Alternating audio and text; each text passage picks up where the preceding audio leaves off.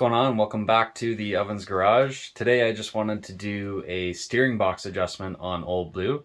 Now, if you've seen the video where I rebuilt the steering box and replaced all the seals on the steering box that was on Old Blue a few months ago, you'll know that I did the over center. It's called the over center adjustment, where that adjustment screw is on the top of the steering box. I did that after I had reassembled the whole steering box according to the factory service manual. And since driving the truck for a few months now, I have noticed in the past month that the steering has loosened up just a touch. So my goal today is to go in there and show you guys, if you don't want to rebuild your steering box and you want to try and take up some slack in your steering box, show you where that adjustment screw is on the top and how to adjust it incrementally. The thing to note here is it's called the over center adjustment according to the factory service manual. The thing to note is you want to be careful with the amount of turns that you turn it in. The recommendation is to go, loosen off the jam nut for the set screw and then go in an eighth of a turn to a quarter of a turn at a time. Retighten it down, go drive the truck, see how it feels.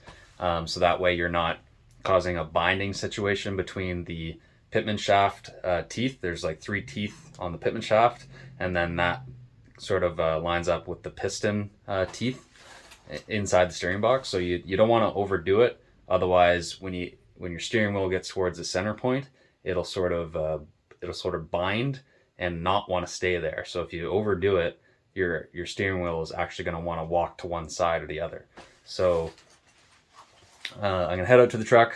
We'll do up the adjustment screw an eighth of a turn, and then I'll go drive the truck and see how it feels. All right, so your adjustment screws just on top of the steering box here. I'm going to be using a 5/8 inch wrench to break the jam nut loose.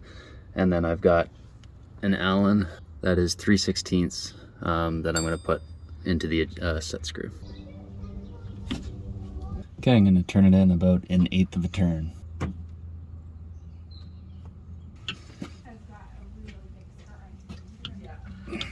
Okay, I just got back from a test drive after making that adjustment. I probably went somewhere between an eighth and a quarter of a turn in, and I noticed right away as soon as I got on the road that the steering felt a little bit tighter. And honestly, I'm not going to go in any further. I'm really happy with the way it is now. So really that's all there is to it.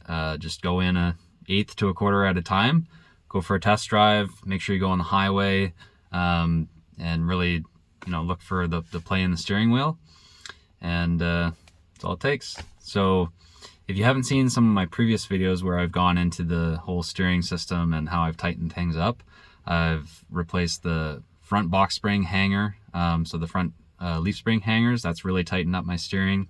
I rebuilt my steering box, that's tightened it up. I added a steering box brace. The final thing that I want to do is I want to replace the steering box adapter for the 4x4. There's a company, AutoFab, that makes it, and I think there's a couple other companies that make the adapter plates, but I want to replace that and stiffen that one up because the stock one flexes. And if you watch some of my previous videos, you can see the flexing that happens when you dry steer the truck with the wheels on the ground. You can see that plate moving, the whole steering box move back and forth a little bit. So that's the only thing left that I have to do to tighten up the steering in this truck. And then once that's finished, I'll be perfectly happy with the way it is. And I'm already really happy with the way that the truck steers. I just think having that plate replaced will ensure that it stays perfect and that the steering adapter plate won't crack or anything. Okay, thanks for watching. Appreciate it, and stay tuned for the next one.